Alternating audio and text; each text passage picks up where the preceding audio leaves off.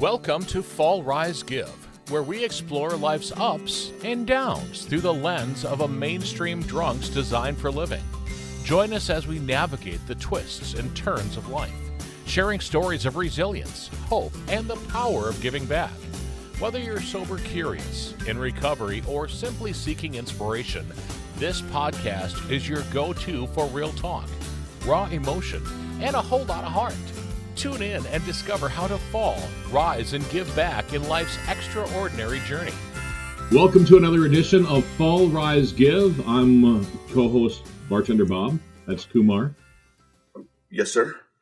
So we've got our first episode under our belt, and it's on Apple Podcasts, it's on Amazon, it's on Spotify, it's on Spreaker, it's on all of the ways that you can listen to the podcast now. The cool thing is so I was sitting in my living room before we made our call today, and I said, Alexa, play Fall, Rise, Give.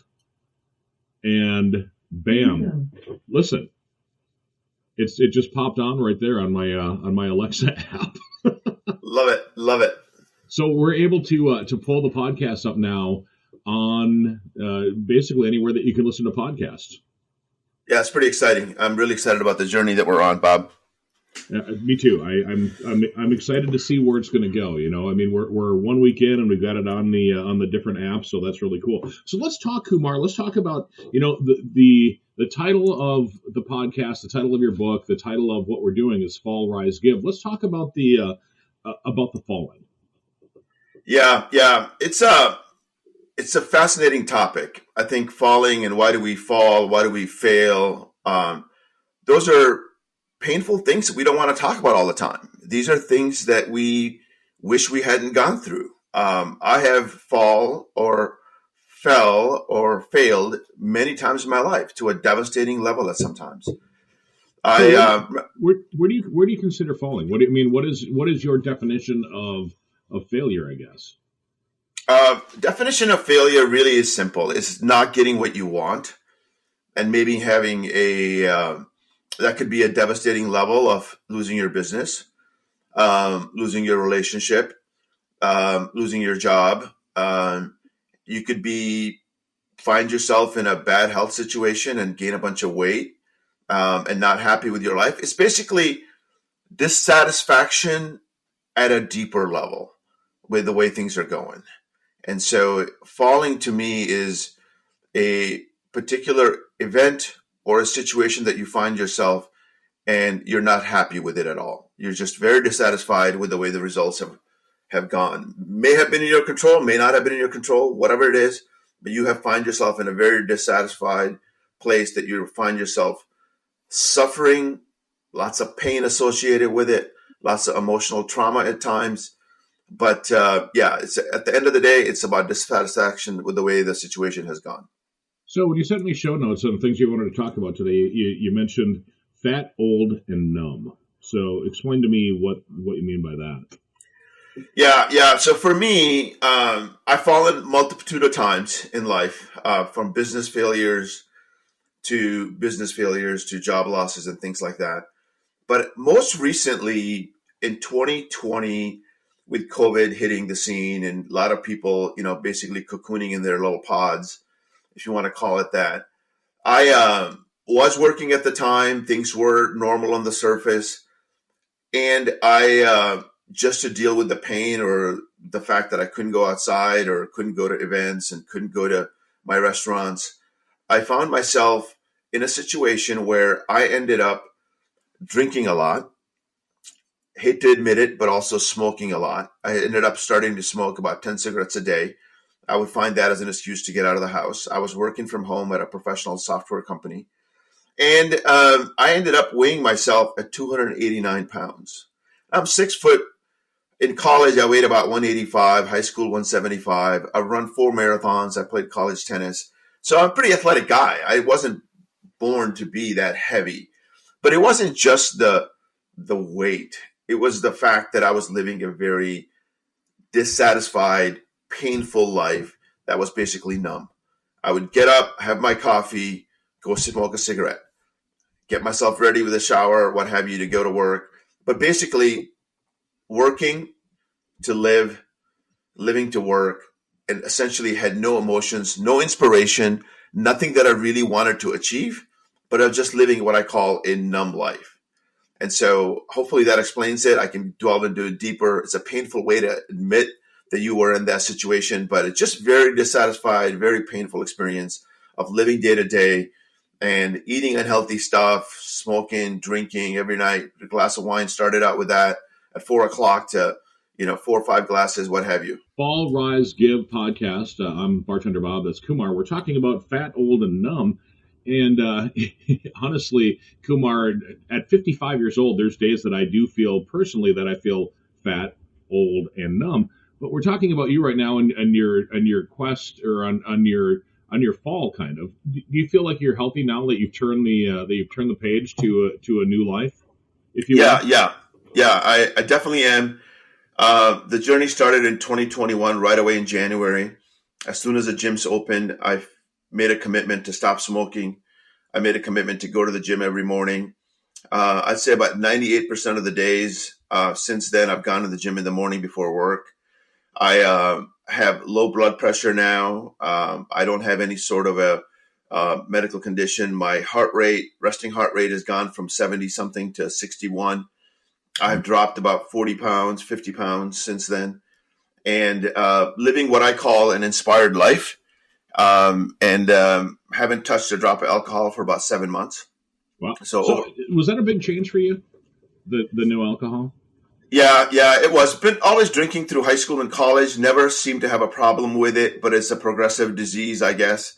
And so in COVID times, I think a lot of us started drinking. And then some of us just kept drinking. And so I starts out with, 1 or 2 glasses of wine at 4 o'clock, happy hour kind of a thing, then dinner. But for me, ended up being 3 or 4 glasses. And it's just, maybe I wouldn't consider myself a hardcore alcoholic, but I would say certainly I had symptoms of mild alcoholism where I didn't quit when I wanted to quit. In 2021, I wanted to stop quitting, and I wasn't able to quit. Was it more binge drinking than anything?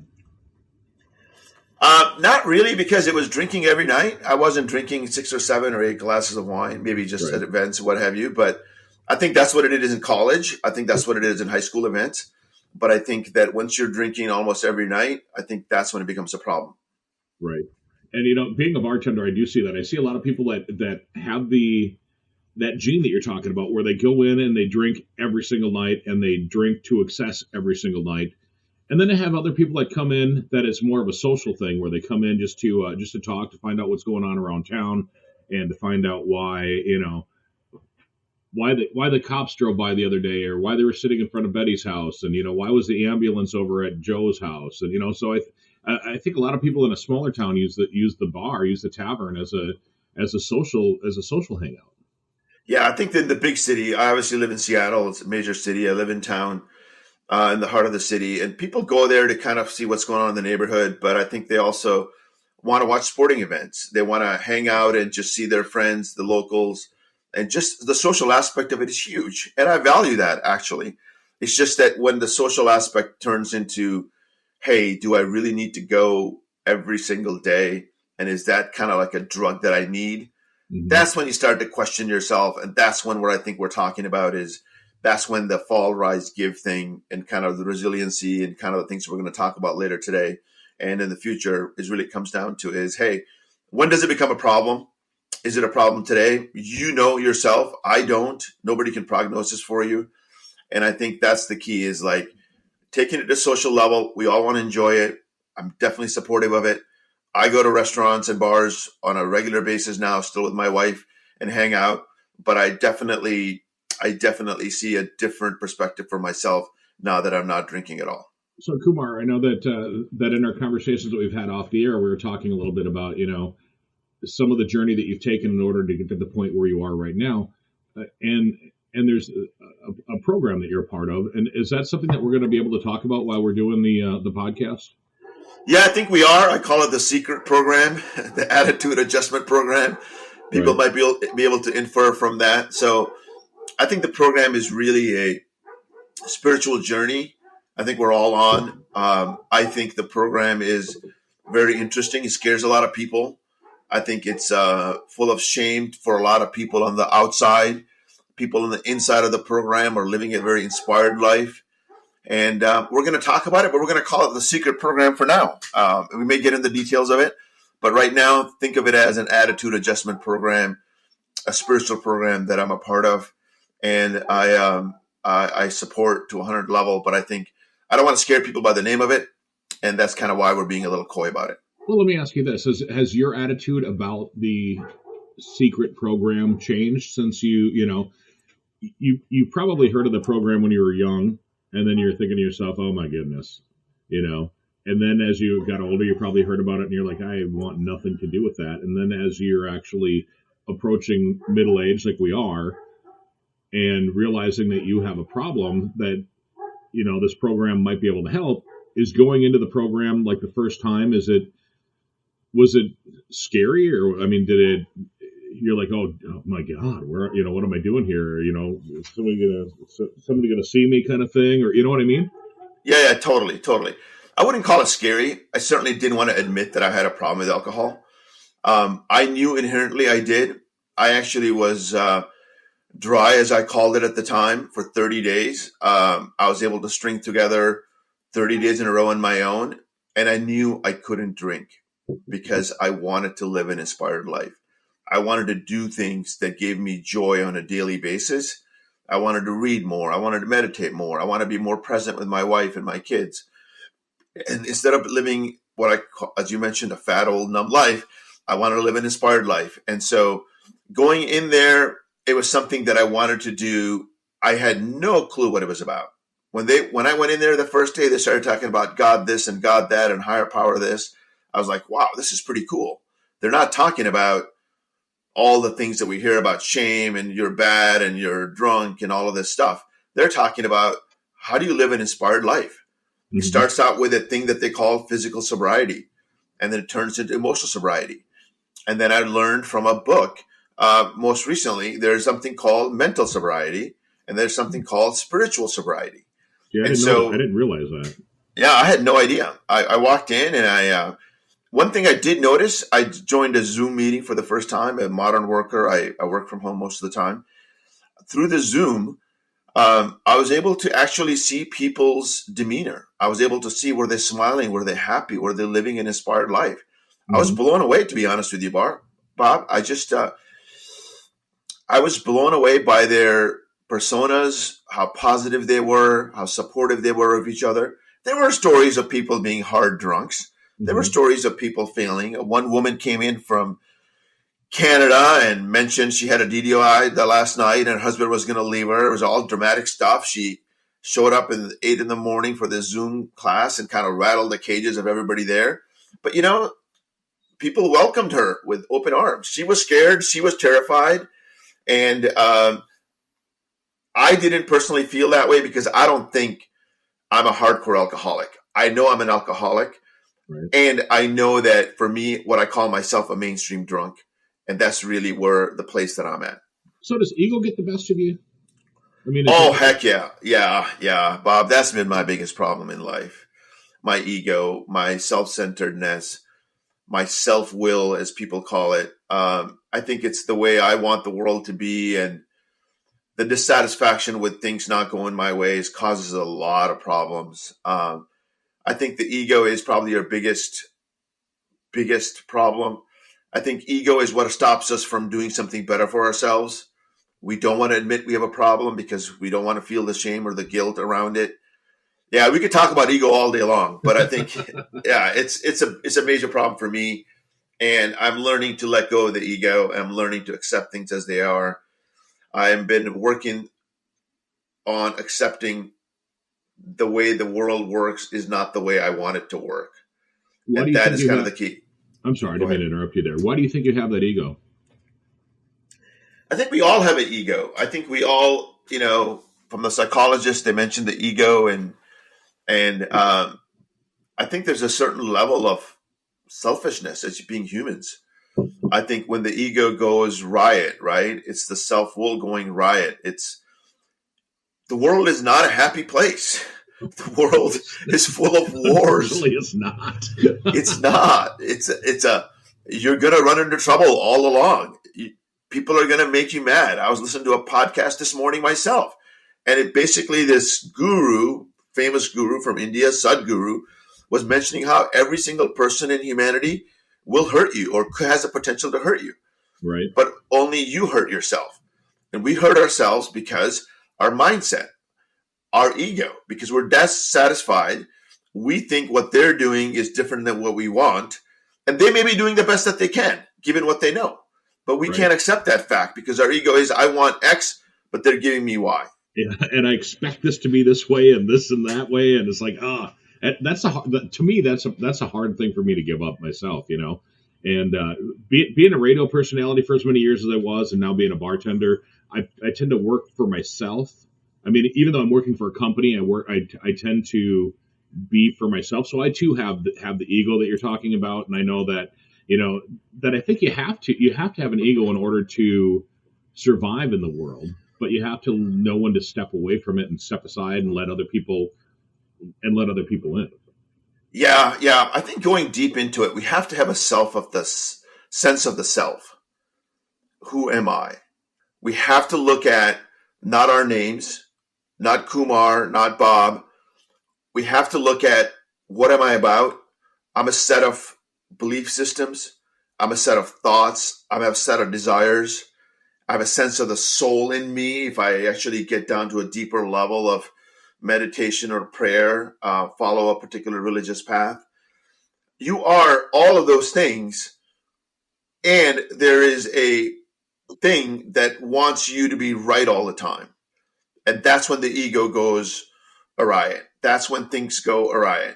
This thing that you want is fine, and it should want stuff. You have desires that you need met.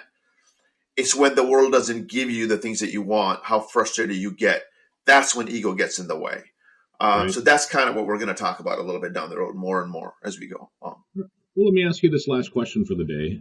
Have you found happiness? You know, Bob, I'm not looking for happiness. I thought I was 7-8 months ago. I think happiness is a great aspiration. Used to be for me. I'm more interested in things like joy and things like peace. Mm-hmm. And I think joy is an internal flame, kind of a feeling that you have around, an ecstatic feeling that you may be temporary, but I think joy lasts more than happiness. Happiness is, hey, I hit a great golf shot yesterday. I feel happy about that. Mm-hmm. Joy is everlasting. Peace is more about calm, centered feeling of contentment. So I'm more interested in feeling contentment and a calm sense of being that involves joy. And I think pain at times I'm okay with, and I can deal with it. I know it's part of the lessons in life, and falling and failure and all of that, so we'll come along the way. But I find peace in my self-centeredness and my calmness, so that I can have peace, so that I can have moments of joy. That my joy comes from seeing people being happy, people who are at peace and loving and do acts of kindness and do other things. And I can make somebody's day a smile and better, or give them a tool to make them better. That's the joy for me that I'm after. Right. And seeing momentary happiness. I don't think happiness is a bad thing. That's just kind of not what I'm not looking for. I'm looking for more joy. And I like the idea of peace a lot more these days. So longevity more than instantaneous. Exactly. I do want to share something before we wrap up. A friend of mine, Joanne, listened to our podcast after we had our first one, and I did share this with you. I sent this to you. But she kept talking about grateful and the fact that you and I both mentioned that Thanksgiving was her favorite holiday. She, on a daily basis, writes down in a notebook one thing that she's grateful for every day, and she said she's found peace with that in her whole life since she started doing this back in 2005. So she's been doing this for almost 20 years now, but writing just one thing that she's grateful for each and every day, and it gives her something to think about positively on the day, rather than, oh man, I missed that shot at golf, or oh, that person cut me off, or somebody flipped me off, or somebody didn't tip well, or somebody, the code that I wrote was wrong or something, So if she's thinking positive, it's giving her something positive to think about while she's going to sleep, and then something to build on for the rest of the day and the rest of the week. Yeah. Let me talk about that for a couple of minutes, Bob, and then we'll set that up as the next topic, maybe for next week. Gratefulness is part of the three things that I call as the most powerful ways to have attitude adjustment. Mm-hmm. And attitude is not necessarily a short-term attitude. It's more of a belief adjustment. Your brain chemicals change. I was talking to a psychologist the other day, a friend of mine, and there's research that shows by being grateful, you actually alter the chemicals in your brain. It takes away and removes certain hormones that are associated with things like fear and anxiety. Gratefulness elongates those muscles and expounds on those. So three things that I think are really beneficial to living a more inspired life. Gratefulness is certainly one of them. I think it's one of the most powerful, easy ways to do it. I think the other one is music. Listening to music inspires and kind of elates our feelings and gets us to a whole different vibrational level. Mm-hmm. And the third one, I think, is exercise, moving your body to a certain level. So I think that gratefulness is, hey, we're happy to be alive just today. We had a great night of sleep. We're happy about that. It starts to alter brain chemicals. And so I definitely do think what she's doing works. I actually do a gratitude text with a group of 5 guys every morning. We send each other 3 to 5 items that we're grateful for every single day. Mm-hmm. I started this practice months ago, and I actually believe it changes my day. And I also see what other people are grateful for as well. It's a great way to change your mindset, change your brain chemicals, and it's an incredible way to live a life of inspiration rather than the desperation.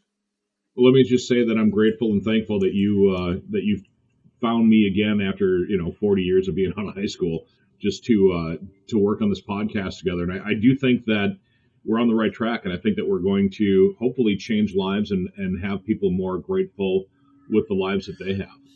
Yeah, exactly. And I also read this morning with a famous naval admiral talking about changing lives. And he basically said, if each person can change 10 people's lives in their lifetime, every 10 people listen to it as 100 people. If those 100 people change lives of 10 people, it's that whole thing, this Mm-hmm. philosophical guru we talked about last time, the spiritual God, Son of God, mentioned that he only had 4 apostles that really did anything. And in the whole network marketing thing, they just go by 4 by 4. And so we can change lives, change 4, 5, 2, 3, 10. And those people inspire them to change 10 lives. We can have a dramatic effect on humanity. We're not saying we're going to change that dramatic effect on humanity. I just want to be able to impact 10 people or more. So it's Right. a small goal, it's baby steps. That's kind of the key in life, I think. Small baby steps, small baby improvements, and living a life of inspiration rather than desperation. Thank you for joining us on this episode of Fall, Rise, Give, where we explore stories of resilience, growth, and giving back. If you enjoyed today's episode, please check out our website at fallrisegive.com. Also, consider subscribing to our podcast on your favorite platform and leaving us a review. Your feedback helps us to continue to bring you inspiring stories. Stay tuned for our next episode. And remember, every fall is a chance to rise, and every rise is an opportunity to give. Until next time, keep falling, rising, and giving. This is Fall, Rise, Give, produced by podcastforhire.com. Thank you for listening.